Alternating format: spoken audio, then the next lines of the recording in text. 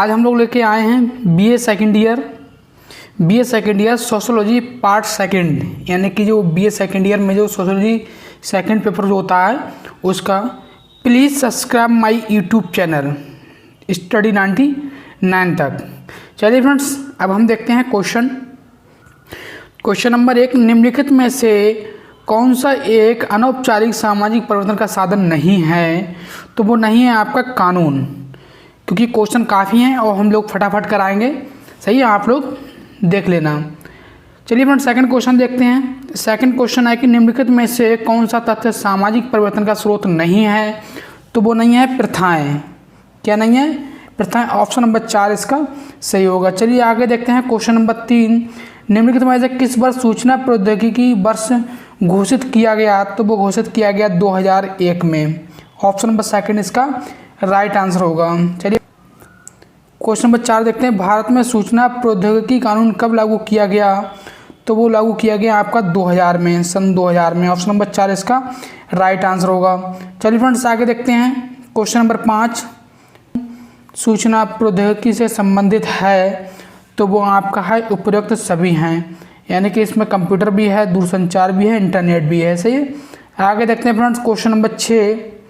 और question number 6 है, निम्नलिखित में से किस विद्वान ने सामाजिक परिवर्तन लाने में सांस्कृतिक कारकों को महत्वपूर्ण माना है? सही है, तो वो माना है उपयुक्त सभी ने माना है, यानी कि आर्गन ने माना है, सोरोकिन ने माना है, मैक्स वेबर ने भी माना है। चलिए फ्रेंड्स, आगे देखते हैं क्वेश्चन नंबर 7। क्वेश्चन नंबर 7 है कि सामाजिक परिवर्तन का मुख्य कारण वर्ग संघर्ष है। ये कथन किसका है? तो ये कथन है आपका कार्ल मार्क्स का। ऑप्शन नंबर 4 इसका राइट आंसर होगा। चलिए फ्रेंड, क्वेश्चन नंबर 8 देखते हैं। निम्नलिखित में से कौन सा एक सामाजिक परिवर्तन का प्रौद्योगिकी कारण नहीं है? प्रौद्योगिकी कारक नहीं है, तो वो नहीं है आपका गरीबी। ऑप्शन नंबर 4 इसका राइट आंसर होगा। क्वेश्चन नंबर 9 देखते हैं। निम्नलिखित में से एक विचारक ने सामाजिक परिवर्तन को प्रौद्योगिक और आर्थिक कारकों से जनित माना है? तो इसका राइट आंसर होगा कार्ल मार्क्स। ऑप्शन नंबर 3 इसका राइट आंसर होगा, कार्ल मार्क्स। आगे देखते हैं क्वेश्चन नंबर 10। जनसंख्या कारक का अर्थ किसी समाज की जनसंख्या के आकार से घनत्व में वृद्धि अथवा निराश होना एक कथन किस विद्वान का है? तो ये कथन है सोरोकिन का। ऑप्शन नंबर 1 इसका राइट आंसर होगा, सोरोकिन। सही है। चलिए फ्रेंड्स, आगे देखते हैं हम क्वेश्चन नंबर 11। ने सामाजिक परिवर्तन के लिए किन कारकों को उत्तरदायी माना है? सही है, तो इन्होंने माना है, वो माना है आपका जैविकीय। ऑप्शन नंबर 4 इसका राइट आंसर होगा। चलिए फ्रेंड, क्वेश्चन नंबर 12 देते हैं। मैकाइवर ने सामाजिक परिवर्तन में कितने प्रतिमानों का उल्लेख किया है? तो इनने किया है 3 का। ऑप्शन नंबर 2 इसका राइट आंसर होगा। चलिए फ्रेंड्स, आगे देखते हैं क्वेश्चन नंबर 13। क्वेश्चन नंबर 13, निम्नलिखित में से कौन सा सामाजिक परिवर्तन का रूप नहीं है? तो कर्मचारी तथा स्थानांतरण नहीं है। ऑप्शन नंबर 4 इसका राइट आंसर होगा। क्वेश्चन नंबर 14 देखते हैं। अपने मूल अर्थ का सामाजिक परिवर्तन का अर्थ सामाजिक ढांचे में परिवर्तन है, यह कथन किसका है? तो ये कथन है जॉनसन का। ऑप्शन नंबर 1 इसका राइट आंसर होगा। चलिए फ्रेंड्स, आगे देखते हैं क्वेश्चन नंबर 15। सामाजिक संबंधों में होने वाले परिवर्तनों को सामाजिक परिवर्तन कहते हैं, ये परिभाषा किसकी है? सही है, तो ये जो परिभाषा है वो है मैकाइवर तथा पेज की। ऑप्शन नंबर 3 इसका राइट आंसर होगा, मैकाइवर तथा पेज की। चलिए आगे देखते हैं फ्रेंड क्वेश्चन नंबर 16। सामाजिक परिवर्तन से हम केवल उन्हीं परिवर्तनों को समझते हैं जो सामाजिक संगठन अर्थात समाज के ढांचों और प्रकारों में घटित होते हैं, ये कथन किसका है? तो ये कथन है आपका किंग्सले डेविस का। Kingsley Davis. ऑप्शन नंबर 1 इसका राइट आंसर होगा। चलिए फ्रेंड्स, आगे देखते हैं क्वेश्चन नंबर 17। क्वेश्चन नंबर 17, सामाजिक परिवर्तन का अर्थ है? तो सामाजिक परिवर्तन का अर्थ है मूल्यों में परिवर्तन। ऑप्शन नंबर 1 इसका राइट आंसर होगा। चलिए फ्रेंड, क्वेश्चन नंबर 18 हम लिखते हैं। क्वेश्चन नंबर 18 है हमारा सामाजिक संगठन, सामाजिक संरचना और उनके प्रकारों में होने वाले परिवर्तन को क्या कहते हैं? तो उसमें हम कहते हैं सामाजिक परिवर्तन कहते हैं। ऑप्शन नंबर 4 इसका राइट आंसर होगा। चलिए फ्रेंड्स, आगे देखते हैं क्वेश्चन नंबर 19। क्वेश्चन नंबर 19, निम्नलिखित निम्नलिखित में से किसे जनकीकी का पिता कहा जाता है? तो माल्थस को कहा जाता है। किसे कहा जाता है? माल्थस को। ऑप्शन नंबर सेकंड इसका राइट आंसर होगा। चलिए फ्रेंड्स आगे देखते हैं क्वेश्चन नंबर 20। समाजशास्त्र में उद् विकास का सिद्धांत किसने प्रतिपादित किया? तो ये सिद्धांत प्रतिपादित किया है डार्विन ने। ऑप्शन नंबर फर्स्ट इसका राइट आंसर होगा। चलिए फ्रेंड्स आगे देखते हैं क्वेश्चन नंबर 21। क्वेश्चन नंबर 21 है, क्वेश्चन नंबर एक निश्चित दिशा में होने वाले निरंतर परिवर्तन को क्या कहते हैं? तो एक निश्चित दिशा में होने वाले निरंतर परिवर्तन को हम उद्विकास कहते हैं। ऑप्शन नंबर फर्स्ट इसका राइट आंसर होगा। नंबर 22 देखते हैं, योग्यता का जीवन अति जीवन पर बल देने वाले विद्वान थे, तो वो आपके थे डार्विन। ऑप्शन नंबर फर्स्ट इसका राइट आंसर होगा। चलिए फ्रेंड क्वेश्चन नंबर 23 देखते हैं, निम्नलिखित में से किस विद्वान ने डार्विन के उद्विकास के सिद्धांत को समाज के संदर्भ में लागू किया? तो ये लागू किया था आपका उपरोक्त सभी ने, यानी कि स्पेंसर ने किया था, मॉर्गन ने भी किया था, टायलर ने भी किया था। चलिए फ्रेंड्स आगे देखते हैं हम क्वेश्चन नंबर 24। आर्थिक जीवन में उद्विकास का द्वितीय स्तर है, सही। तो इसका जो राइट आंसर होगा वो होगा पशुपालन स्तर, यानी ऑप्शन नंबर थर्ड इसका राइट आंसर होगा। चलिए फ्रेंड क्वेश्चन नंबर 25 हम देखते हैं, कार्ल मार्क्स को माना जाता है, तो कार्ल मार्क्स को क्या माना जाता है? आर्थिक निर्धारणवादी माना जाता है। ऑप्शन नंबर फर्स्ट इसका राइट आंसर होगा। चलिए फ्रेंड्स आगे देखते हैं क्वेश्चन नंबर 26। सामाजिक परिवर्तन के आर्थिक निर्धारणवाद के विचारक का नाम बताइए? तो इसका जो राइट आंसर होगा वो होगा मार्क्स ने। ऑप्शन नंबर थर्ड इसका राइट आंसर होगा। चलिए फ्रेंड्स आगे देखते हैं क्वेश्चन नंबर हम 27। क्वेश्चन नंबर 27 हमारा, मार्क्स ने सामाजिक परिवर्तन के सिद्धांत को कहा जाता है, तो वो कहा जाता है आर्थिक निर्धारणवाद। ऑप्शन नंबर फर्स्ट इसका राइट आंसर होगा। क्वेश्चन नंबर 28 देखते हैं, निम्नलिखित में से किस विद्वान ने प्रौद्योगिकीय निर्धारणवाद का सिद्धांत प्रतिपादित किया? सही है, तो इसका जो राइट आंसर होगा वो होगा वेबलिन ने। ऑप्शन नंबर सेकंड इसका राइट आंसर होगा। चलिए फ्रेंड्स आगे देखते हैं हम लोग, निम्नलिखित में से प्रौद्योगिक निर्धारणवादी हैं, तो वो हैं आपके वेबलिन। ऑप्शन नंबर सेकंड इसका राइट आंसर होगा। सही है, चलिए आगे देखते हैं क्वेश्चन नंबर 30। वेबलिन को माना जाता है, सही, तो वेबलिन को माना जाता है प्रौद्योगिकी निर्धारणवादी माना जाता है। ऑप्शन नंबर सेकंड इसका राइट आंसर होगा। चलिए फ्रेंड्स आगे हम देखते हैं क्वेश्चन नंबर 31। वेबलिन ने सामाजिक परिवर्तन के लिए निम्नलिखित में से किन देशों को उत्तरदायी माना है? किन दशाओं को उत्तरदायी माना? सॉरी, यहाँ पर दशा होगा ना कि देशों। सही है, क्या होगा यहाँ पर? यहाँ पर दशाओं होगा, दशाओं। सही है, किन दशाओं को उत्तरदायी माना है? तो इन्होंने माना है प्रौद्योगिक की दशाओं को। ऑप्शन नंबर सेकंड इसका राइट आंसर होगा। चलिए फ्रेंड्स आगे देखते हैं क्वेश्चन नंबर 32। क्वेश्चन नंबर 32, रेखीय सिद्धांत के प्रमुख प्रतिपादक कौन हैं? तो वो काम्टे हैं। ऑप्शन नंबर सेकंड इसका राइट आंसर होगा। चलिए फ्रेंड्स आगे देखते हैं क्वेश्चन नंबर 33, रेखीय सिद्धांत का समर्थक कौन है? तो इसका राइट आंसर होगा वो होगा कार्ल मार्क्स। ऑप्शन नंबर 4 इसका राइट आंसर होगा। चलिए फ्रेंड्स आगे देखते हैं क्वेश्चन नंबर 34। निम्नलिखित में से कौन सामाजिक परिवर्तन के चक्रीय सिद्धांत का समर्थक है? तो इसका राइट आंसर होगा वो होगा उपरोक्त सभी, यानी कि स्पेंगलर भी है, सोरोकिन भी है, पेरेटो भी है। चलिए आगे देखते हैं क्वेश्चन नंबर 35 हमारा क्या है? क्वेश्चन नंबर 35 है हमारा, सामाजिक परिवर्तन के चक्रीय सिद्धांतों से कौन संबंधित है? तो वो है आपका स्पेंगलर और सोरोकिन। ऑप्शन नंबर थर्ड इसका राइट आंसर होगा। चलिए फ्रेंड्स आगे देखते हैं क्वेश्चन नंबर 36। सामाजिक परिवर्तन में निम्न सिद्धांतों में से कौन स्पेंगलर का है? तो ये है आपका चक्रीय सामाजिक परिवर्तन। ऑप्शन नंबर सेकंड इसका राइट आंसर होगा। चलिए फ्रेंड्स आगे देखते हैं क्वेश्चन नंबर 33। और क्वेश्चन नंबर 33 हमारा क्या है? क्वेश्चन नंबर 33 है हमारा, स्पेंगलर ने अपने सामाजिक परिवर्तन के सिद्धांत की पुष्टि के लिए विश्व की कितनी सभ्यताओं का अध्ययन किया है? तो इसका राइट आंसर होगा वो होगा 8। ऑप्शन नंबर थर्ड इसका राइट आंसर होगा। चलिए फ्रेंड्स आगे देखते हैं क्वेश्चन नंबर 38। सोरोकिन का सामाजिक परिवर्तन का सिद्धांत कहलाता है, तो सांस्कृतिक गतिशीलता का सिद्धांत कहलाता है, सांस्कृतिक गतिशीलता का सिद्धांत कहलाता है। ऑप्शन नंबर फर्स्ट इसका राइट आंसर होगा। चलिए फ्रेंड्स आगे देखते हैं क्वेश्चन नंबर 39। चलिए फ्रेंड्स आगे देखते हैं क्वेश्चन नंबर 39। सामाजिक सांस्कृतिक गतिशीलता का सिद्धांत किसने प्रतिपादित किया? तो इसका राइट आंसर होगा सोरोकिन। ऑप्शन नंबर लास्ट इसका ऑप्शन होगा फोर्थ। चलिए फ्रेंड्स आगे देखते हैं क्वेश्चन नंबर 40। सामाजिक परिवर्तन का चक्र सिद्धांत किस विद्वान का है? तो आपका वो टॉयनबी का है। ऑप्शन नंबर 40 का राइट आंसर होगा, यहाँ पर गलत हो गया था ये। चलिए फ्रेंड्स आगे देखते हैं हम लोग क्वेश्चन नंबर 41। टॉयनबी के अनुसार सामाजिक परिवर्तन परिणाम है, तो इसका राइट आंसर होगा वो चुनौतियों को प्रत्युत्तर का। ऑप्शन नंबर लास्ट इसका राइट आंसर होगा चौथा। चलिए आगे देखते हैं क्वेश्चन नंबर 42। सांस्कृतिक विलंबना सिद्धांत के प्रतिपादक हैं, तो इसका राइट आंसर बन होगा आगवर्ण। सही। चलिए आगे देखते हैं क्वेश्चन नंबर 43 देखते हैं सामाजिक परिवर्तन के सिद्धांतों से कौन संबंधित नहीं है? तो इसका राइट आंसर थर्ड होगा कूले।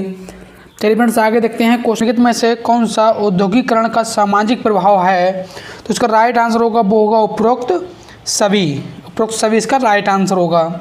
चलिए फ्रेंड्स आगे देखते हैं हम लोग क्वेश्चन नंबर 46। निम्नलिखित में से कौन सा औद्योगिकरण का सामाजिक प्रभाव नहीं है? इसका सामाजिक प्रभाव नहीं है, तो इसका राइट आंसर होगा वो प्राथमिक संबंधों में वृद्धि, यानी प्राथमिक संबंधों में वृद्धि इसका राइट आंसर होगा। चलिए फ्रेंड्स आगे हम लोग देखते हैं क्वेश्चन नंबर 47। क्वेश्चन नंबर 47 है निम्नलिखित में से कौन औद्योगिकरण का आर्थिक प्रभाव है? तो इसका राइट आंसर होगा उपरोक्त सभी इसका राइट आंसर होगा। चलिए फ्रेंड्स आगे देखते हैं क्वेश्चन नंबर 48। कौन सी विशेषता औद्योगिक समाज की नहीं है? तो इसका राइट आंसर होगा प्रत्यक्ष सामाजिक संबंध। प्रत्यक्ष सामाजिक संबंध ऑप्शन नंबर फर्स्ट इसका राइट आंसर होगा। चलिए फ्रेंड्स आगे देखते हैं हम लोग क्वेश्चन नंबर 49। क्वेश्चन नंबर 49 है किसी भी परिस्थिति में औद्योगिकरण तथा नगरीकरण में सह संबंध पूर्ण नहीं है, एक कथन किस विद्वान का है?